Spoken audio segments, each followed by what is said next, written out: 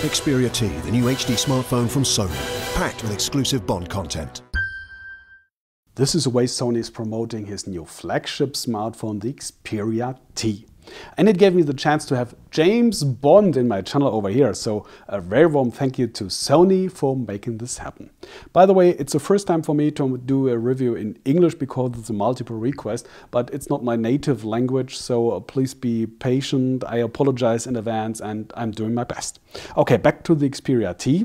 It's not built by Q, so it can't vanish or something, but nevertheless, it's a very cool smartphone because of its let's say that arc, you know, from the Xperia arc over here. So it's resting very great in the palm, but it's a little bit heavy. It's 139 gram and not the smallest one in the world. We have 67 millimeters on here and 129 millimeters over here. But it's a little bit thinner than Sony is telling us. It's not 9.4 millimeters. I measured over here 9.2 millimeters. And on the upper on the lower section we have 11.4 millimeters, and over here, because of this camera lens over here, we have 12.2 millimeters on that over here.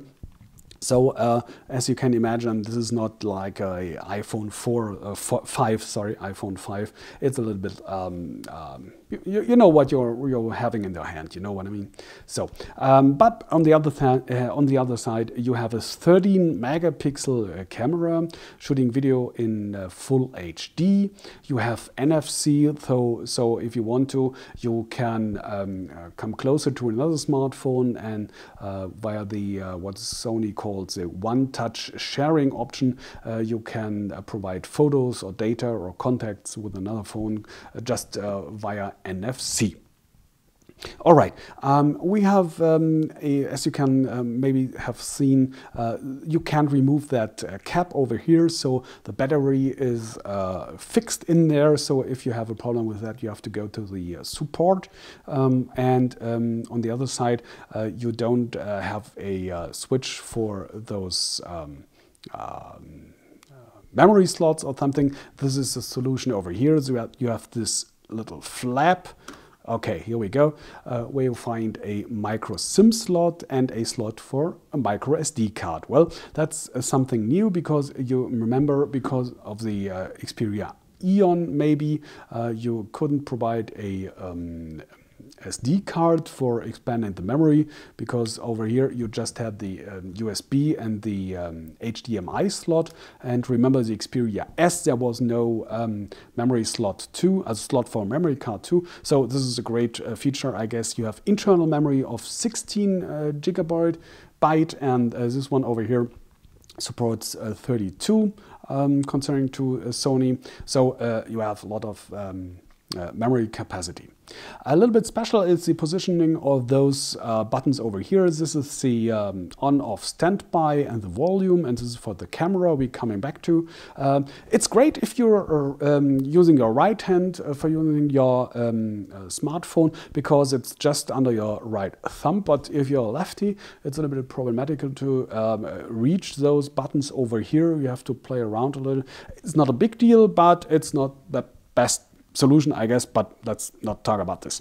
We're going back to the back because we have not only NFC, we have Wi-Fi N, including the 5 gigahertz band, and for the first time, you have HML support over that micro USB slot you have find here. So you need an optional cable or adapter cable or whatever to, but you can use it as an HDMI slot, so you can connect the smartphone directly via HDMI to your TV, for example, to get to display those photos and videos you have taken or whatever. By the way, you have the same display like on the Xperia Ion over here. Let me see. Oops. Okay, here we go. It's the same Sony tells us it's the same display. It's regular LCD. It's 4.55 inches. You have 720 by 1280 pixels, so it's the same resolution, and you have that same 332 ppi pixel density. So it's almost the same like on the iPhone 4S and on the iPhone 5, which is just 326, I guess, ppi. So it's the same level. But as I figured out just by trying some photos over here, let me see that I'm getting the same picture. Great. Okay, here we go. Remember, Sony is telling us it's both the same display and it's LCD, but when let me see, okay, here we go. On the upper hand here, I have the Xperia T. On the lower, it's the Xperia Ion. And when I'm going over here in the same angle, as you can see, or I hope you can see on the video too, I can see over here that they're switching the colors. They are going much more brighter and unnatural on the Xperia T over here, and they're staying the same colors on the Xperia Ion on the lower section. And I'm going again over here. I hope you can see. I don't know what it is, but it's definitely not the same display like Sony is telling us, but I hope I'll figure that out later. But that's the first impression, because I guess the display of the Xperia Ion over here is a little bit better, especially as you can see over here. You have, on the paper it's the same size, but as you can see over here, they're integrated the buttons over here, which are on the down of the touch screen on the Ion. So you're losing just about or a small finger size over here, which you need for those buttons over here. And as you can see, they're integrated, so you can use them. And the plus is, if you, let's say, are in an application over here, you can go to landscape mode, and I hope you can see that the icons over here are rotating with the smartphone itself. So that's a big plus, all right, but you're losing that that row over here you have. So as you can see, the touchscreen of the Xperia Ion looks bigger, but even they are both nearly 4.6 inches, but this one is on the net. It's a little bit smaller, but you have to choose by yourself, sure. And on the other hand, we have again a dual-core processor by Qualcomm. It's 1.5 gigahertz. You have GPS, you have everything you want, nothing I'm losing, but just the user interface is a little bit different, because you have Android 4.0, you have that's called Ice Cream Sandwich, and you know this recent apps button over here, but Sony figured out that a little bit better over here. You know this one, these are the recently used apps, and you can close them just by swiping them out over here. But over here down, I'm going a little bit closer so that you can see. Okay.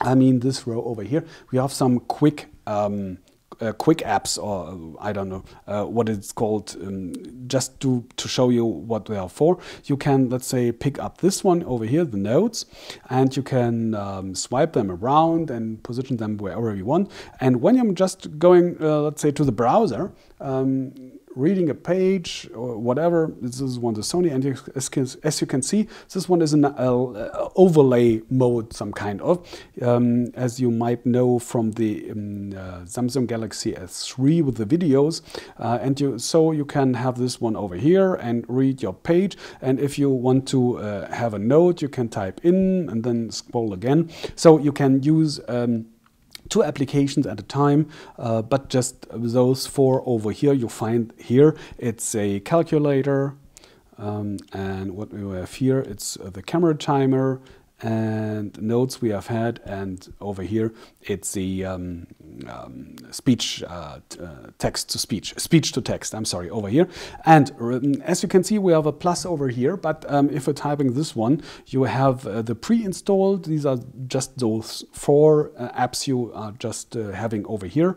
And if you go to the Play, Google Play, then you can see that it's just a error message over here to have those small apps like Sony, it's calling them nothing else over here. So I hope that they are following some additional apps for this one over here, but right at the moment you have just those 4.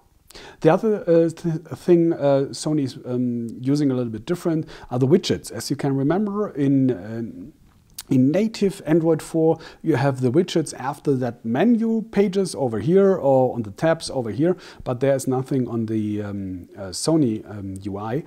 You have to find the widgets over here, tapping along on the home screen, tapping on the plus, and here we go. These are the, did you see this? I go a little bit going out and starting this one again. Okay, tap on the touch screen and then you have over here that plus sign. So this one goes to the widgets. It's a little bit more easier to scroll around, I guess, than on the native Android 4 with the different sizes.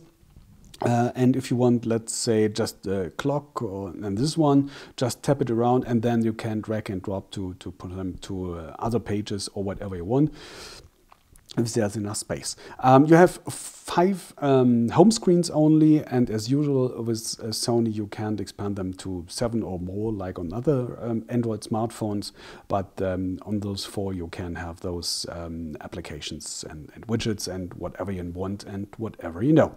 Last thing I want to tell you is the Xperia T is PlayStation certified, so if you want to, you can play those PlayStation games on the Xperia T.